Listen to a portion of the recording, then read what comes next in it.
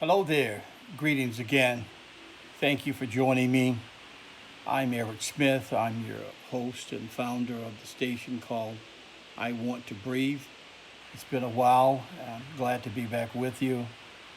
Apologize for the time that I've been off, but we're looking forward to being with you weekly starting next month. Again, I'm Eric Smith. Happy to be here with you. As most of you know, the station was formed as a result of Mr. Floyd's death. And so, at the death of him, it created something inside of me to want to speak out, and this is what came up. I want to breathe. In fact, I've written a song, and it's on YouTube as well, entitled I Want to Breathe. Just to give you a little update on me for those of you who don't know me, um, I'm the owner of a painting business here in San Diego, California, called the Caring Painters. We're a full-service painting company doing residential commercial properties. We do painting here in Southern California, particularly San Diego, and also in the state of Tennessee and Atlanta, Georgia. We're expanding and looking forward to doing more work. But more importantly, I had the pleasure of writing a book entitled From Crack to Clergy. You may see a copy of it there on the wall there. From Crack to Clergy, Provoking Thoughts. It was written in 2010, but it's more relevant now because it deals with a lot of issues that we're dealing with. And I'm very happy to have an opportunity to share it with you. In fact, I've got some great news for you. In about 2.5 weeks, we should have a website up for you to look at and to order a book, and we'll have a host of other items that you may be able to look at also, keep you informed as to what I'm doing and how we are doing. And I welcome you to join in and to give your comments, and I do believe we all have a voice. You have a voice. You have something to say. We all have something to say, but do we have the courage to say it? And so I welcome you to give your comments, and I certainly ask you, implore you to sign up and to follow me along and have your friends to come along as well as we go forth and learn about each other and basically make each other better and make this world better. That's our goal. So I'm a business owner, a disabled veteran business owner, and author of a book, From Crack to Clergy. And also, I'm really very proud of your recently formed a foundation, nonprofit organization in honor of my parents, entitled Reading Changes Lives Industry Incorporated. And its corporate office is in Chattanooga, Tennessee, which is where I was born. And we're very happy to have a site there and classrooms for reading. Like I said, my parents, neither of them could read or write, and I certainly want to uh, hold their names up high. And it's amazing how they could not read or write, but yet they've raised 9 healthy children and did quite well with that. And I just want to be mindful of them, and also know that there's many people, millions of kids today in school, out of school, that can't read or write, or not reading at the desired level or the standards. And so it's a much needed thing, and we're looking forward to making a difference because we do know reading changes lives. It can change your life. Um, the lyrics of the song that I wrote, I'm going to share them with you. I won't sing it at this time. I've done that before, but I do want to go over those lyrics with you. I think it's important to do that. It says, I want to breathe. Life is here with each breath. Death comes when we can't breathe anymore. Death is insured when breathing is cut off. Who wants to live but doesn't want to breathe? Who will stop the breathing and wants life to continue? Life needs to breathe. Death needs no breathing. who will take my life? I want to breathe. And those are the words that came up from my gut and my spirit to say that. It's basically talking about the importance of being able to breathe and how without having the ability to breathe, death is certain to come. And so there's no way that one can cut off your breathing and not expect you to die as a result of that. And so death comes when we can't breathe anymore. And so you can't want me to live if you're maintaining a position, a stance of cutting off my breathing. You can't say that you want me to live if you're continuing to cut off my breathing. And so that's the song that was given to me. I want to breathe, and it's given life to the station. I want to breathe. I think that each time that we talk to each other, each time that we engage in a personal conversation, that we're breathing on each other, that we're breathing to each other and giving each other life. Therefore, I think relationships are very important, very powerful. And relationships are not based upon what you look like or where you're from, or what ethnicity, or cultural background. It's about relationships. One of the reasons I love music, music is universal. It soothes the souls of all the savage beasts, it said. It doesn't matter where you're from. It touches you. And so we want to look at today as a topic, and I thank you for being here with me. Can racism destroy America? Can racism destroy America? And my book deals with that, From Crack to Clergy, Provoking Thoughts. It has 3 segments or categories, if you will. Early childhood development, as we know, those are the formative years. And in the book, From Crack to Clergy, also it deals with addiction, how we can fall into something, a rut, and get stuck into doing something daily, all day, to our detriment, to our hurt, because we become stuck. And then thirdly, how we disengage from that. How do we free ourselves? How do we recover? And all of these things are in the book. And I'm hoping that you're going to get the book. And again, I'd say in about 2.5 weeks, we're going to have a website up, and you'll be able to get a copy of the book.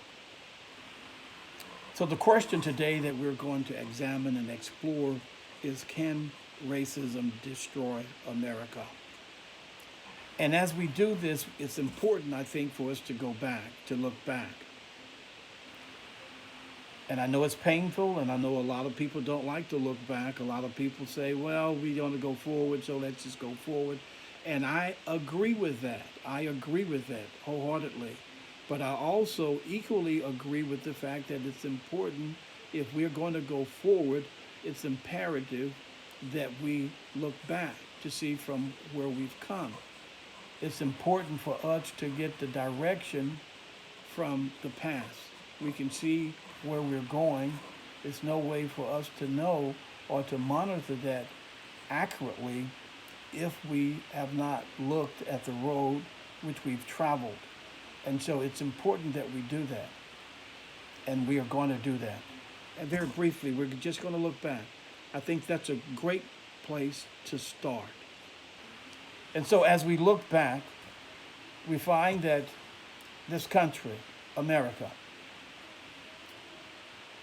which was already possessed by the Native Americans, we can agree with that. That's a fact. And so when those people came over from Europe, those people that are of a Eurocentric background, if you will, heritage, they came over and they were befriended. The Indians befriended them, the Native Americans befriended them. But for some reason, somehow, somewhere down the line, they were, their property was taken from, was seized from them. The Indians were ran off the property. The Trail of Tears, you know, they kept moving them. Came out with a government act. The government came out with a removal act of some sort that they voted on, removing them. And so ultimately, all of this land had to be worked. They had the land. They wanted to build cotton there, you know, and so they needed some people to work this land that they've now taken over. So they found and heard somehow the continent of Africa had some strong people, dark people, black people, Africans. And so the slave trade, the slave raids were going on, and they joined in on that party and ultimately brought those from the continent of Africa to the United States of America. And it was about free labor. That's right, free labor. And so this country was really built upon free labor. And it created a massive amount of wealth, that continues today because all of that wealth from the plantation, from the hard labor of the slaves building this country, that money was put into other investments, railroads and other huge companies. And so we have America strong today, still running.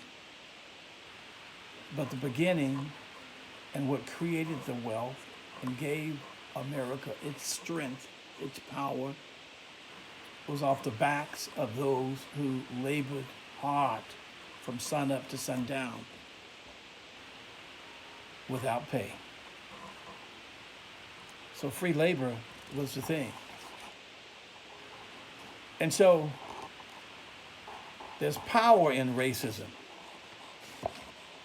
There's power in racism. And I want to give you some personal examples of that I've encountered. One of the first jobs I had working in Chattanooga, Tennessee, and this is in my book, by the way, From Crack to Clergy, Provoking Thoughts. The book really is about movement, the importance of movement. Don't get stuck anywhere. Movement. Drug addiction, able to get out of that, move to clergy. And so my first job, one of my first jobs, working for the Pioneer Bank there, and I began to work there at the bank at the same time as a white gentleman that was working there. So we started at the same time. But for some reason, he assumed that it was his job to manage me, if you will. He assumed, even though we started the job at the same time, at the same level, he assumed that he was my boss. He was the boss man. And of course, we had numerous problems with that. I didn't accept that. But there's something to say about him assuming that role. And of course, this is in the 70s, back in Tennessee. And he's white and I'm black. But for some reason, he felt he had the authority, he had the privilege and the honor to do that, and that something was wrong with me for not accepting his authority, which he had none, except for what he perceived he had in his head. And I think that comes from a racist system, how the country was formed, that he looked at society and what was being taught and being pervaded throughout the country. And he was just following suit. Hey, this is what I'm supposed to do. Brother man, don't you know who I am? And so that's one example, the power of racism. I'll give you another one here. As you know, I'm a painting contractor, the Caring Painters here in San Diego. It's over by a paint store. It's a paint store area there is close to a bank and busy street thoroughfare. And there was a traffic jam by the red light there. Traffic was jammed up. I happened to look out there and saw an elderly white gentleman outside in the middle of the street by the red light with his car. He refused to allow anyone to help him because they were dark-skinned people, Hispanics and African Americans. You know, they were painters, the laborers waiting to go to work and so forth and so on. And they wanted to help the gentleman move his car. He's creating a problem. People blowing their horns, and I mean, the traffic is backing up, and people talk, "Hey, move your car." And they tried to move it, and the gentleman went off. He became unglued. "Don't touch my car," he said. He didn't want anyone to help him because they did not look like him. And he verbalized that. And he was very upset when we tried to help him. So the police end up coming. And unfortunately or fortunately, the police was a female and Hispanic that he had to deal with. So she ended up taking control over the situation, regardless to him still complaining. The power of racist views. And then, of course, the most powerful example I think that I can share with you, and thank God I didn't witness this personally myself, but it's written throughout the history books. And there's a song written by Strange Fruit, the hanging of the trees, black bodies. But lynching.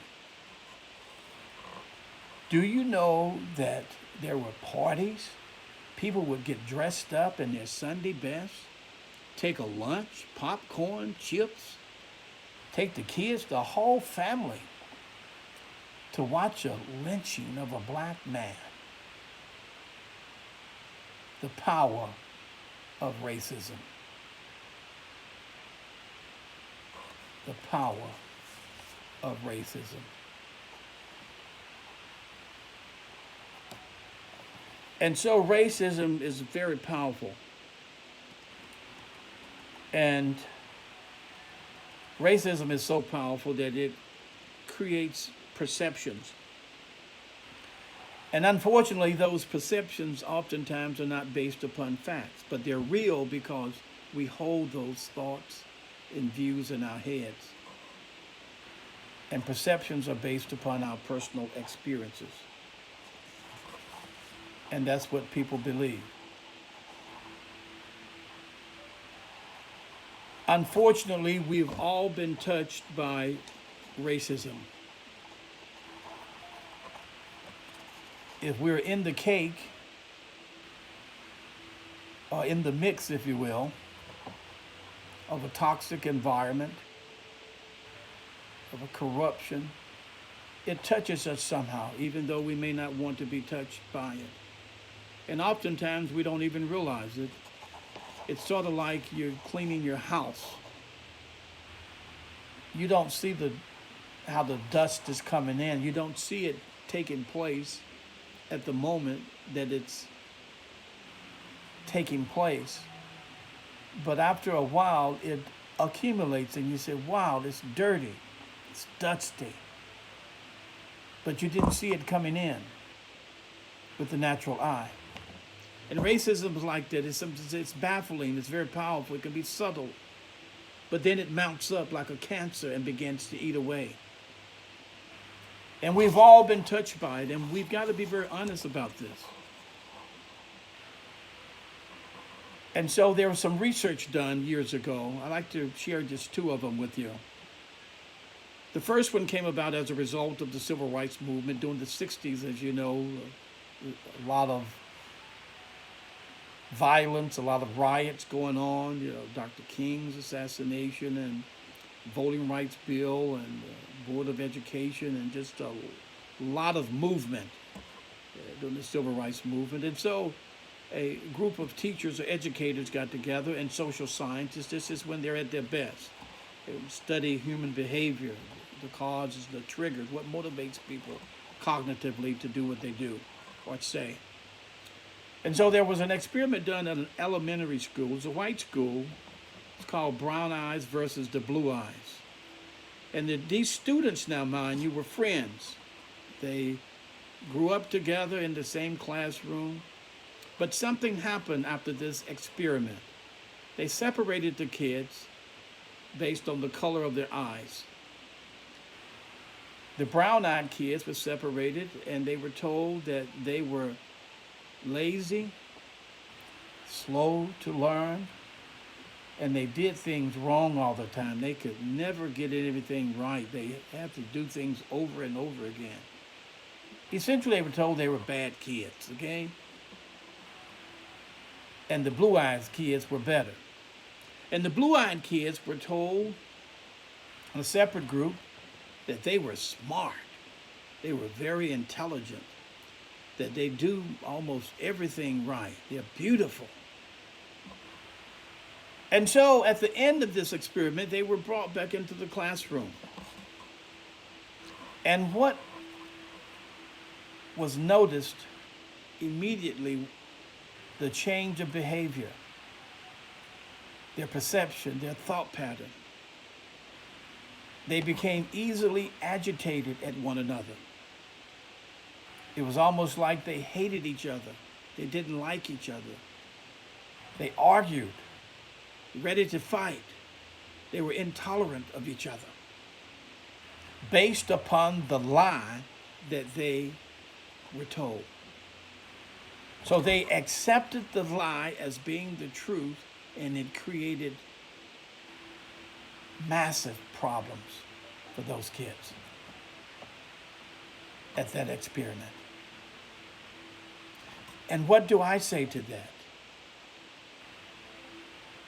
If that happened within 5 or 10 minutes to children, what impact do you think that would have or has had upon people of color, black people, who've been told for hundreds of years things that are even worse than that? Think about that. We're damaged as a result of that. There's no way around that. Let me share one more experiment that was done. It's called darkness, blackness. We're looking at the color of black, darkness. Again, a group of social scientists got together, and this time the experiment was dealing with black children.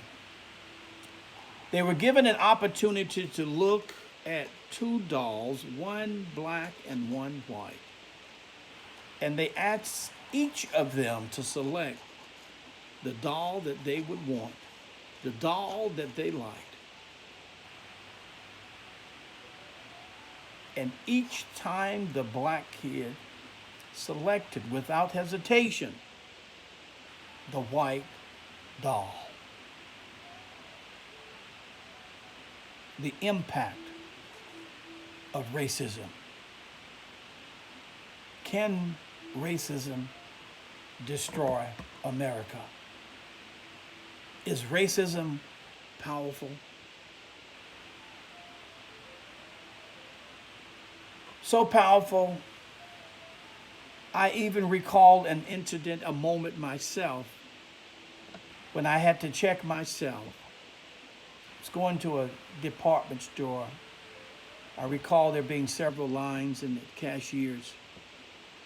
And the shortest line was, at that particular moment, there was a black cashier. And for a moment, I was hesitant to go into her line. And I checked myself, what is it in myself? Why is it that I don't want to go through her line? It was something negative kicking up, but I questioned it. Why did I have that perception? Why did I perceive her in going through her line as a no-no, as a negativity? Why did I think that something that I should not go through her line? The power of racism. I went through her lines, and of course it was perfect. But the point here being the power of racism. The cake has been made. It's been built into this system. And it has touched the lives of everyone. in a way, some shape or form. And I'm not proud to share that with you, but we've got to be honest with ourselves. We're damaged property. Why do we distrust each other so much at the sight of us? I'll give you one more incident. At the death of my father,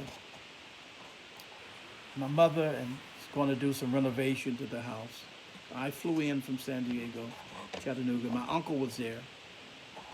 I recalled hearing him say to my mother, "Don't you have no black people working on this property?" Now, mind you, he's black. We're a black family. And he's saying strongly, forcibly, do not hire anyone black to work on this property.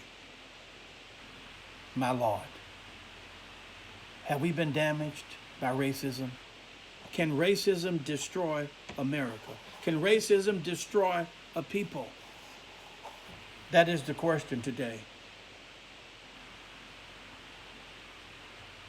Can racism cause us to stand on the wayside and watch it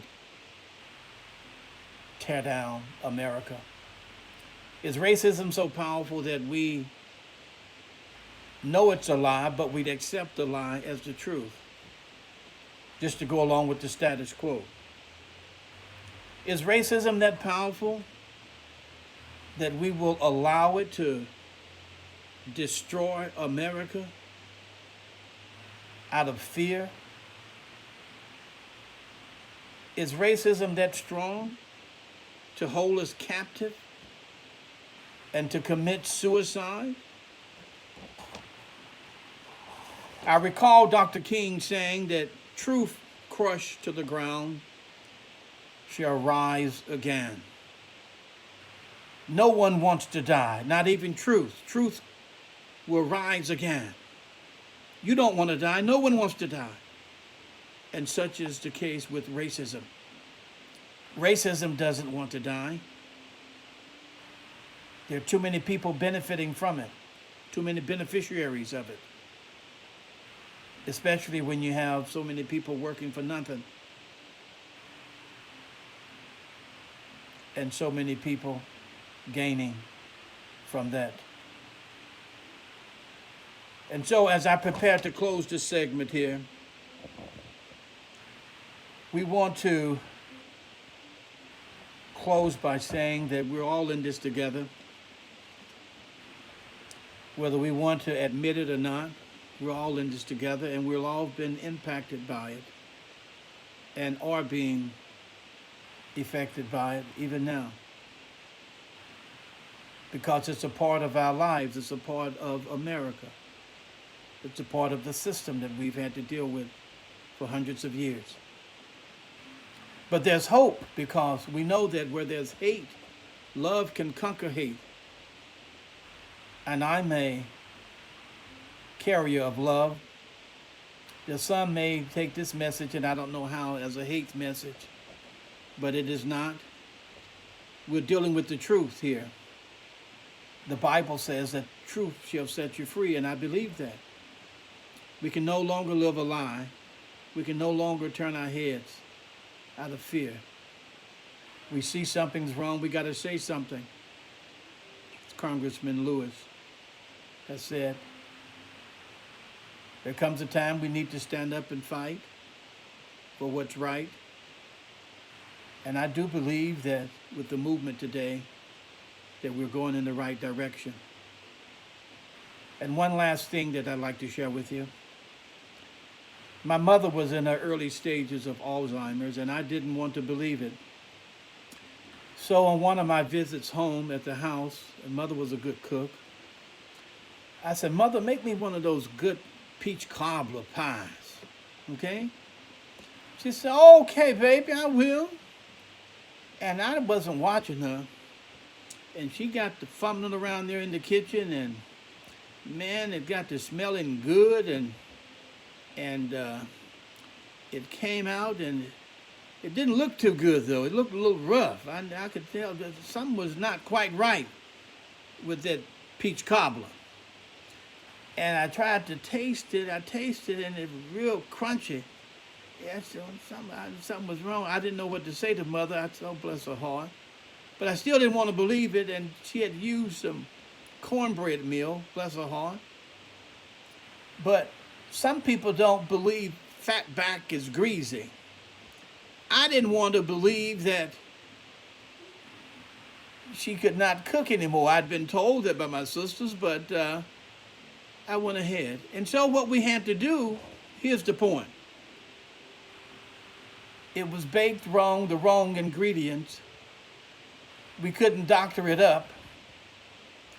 It had to be made over again. Let's examine ourselves. Do we need to be made over again? Can racism destroy America? Is racism so powerful that we're standing by, watching it go to pieces? Who will stand? Who will rise and speak the truth? It's been my pleasure speaking with you. Stay with me. We'll be getting back on track once a month, starting next month. I speak in love, for I know love conquers all, and that is the antidote that we need to use and to express. We've seen so much evidence of hatred throughout the world. We know what hatred brings about: division, intolerance, fights, unfairness. And so we want to turn and yield to that of love, loving our brothers and sisters, regardless to where they're from and what they look like, what they sound like, what their native tongues are. Love is the answer. Be good to yourself. Have pleasant thoughts. Until next time, blessings.